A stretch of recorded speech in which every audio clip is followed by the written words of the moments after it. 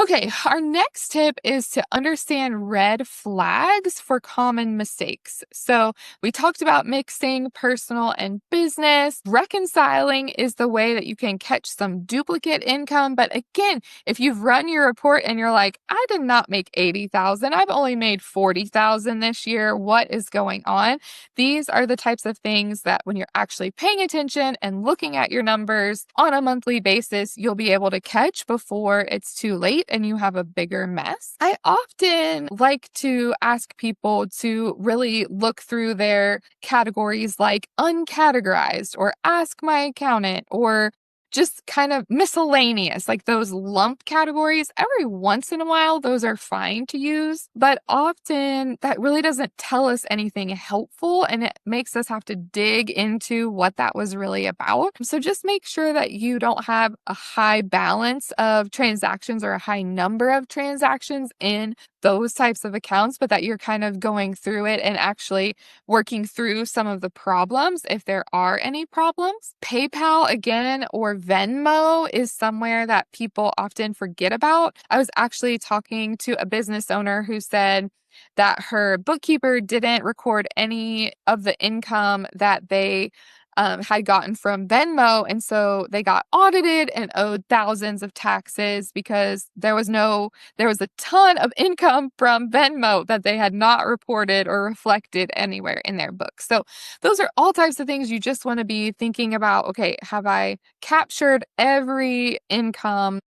Is there anything that I paid for out of pocket, on accident every once in a while that really should be in the books? Any of those types of things can be red flags or just like easy things um, that can lead to big mistakes. And so you want to avoid those by actually categorizing, actually reconciling, and reviewing your numbers.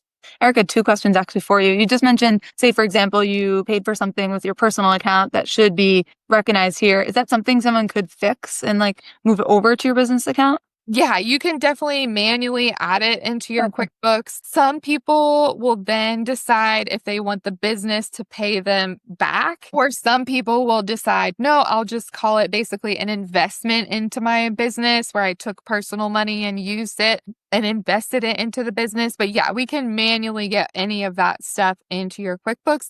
I see that too when you are maybe new to business and you had a bunch of stuff that you used your personal account in the beginning, and then you got your things organized and set up and got your separate account. We can get all of those things that you spent money on or received money from in your personal account. We can get it manually added into your QuickBooks so that you have a nice, clean picture of what really was relevant.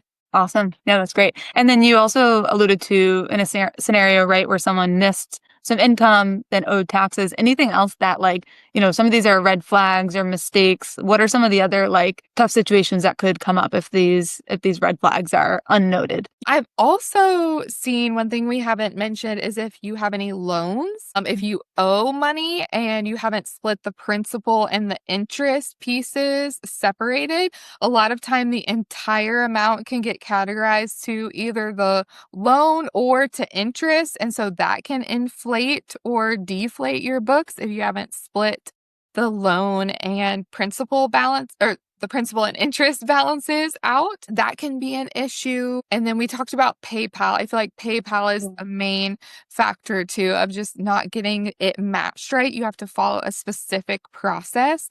Otherwise, it will show up like 3 different times in your QuickBooks and it can get really ugly. So those are some other common traps that I see.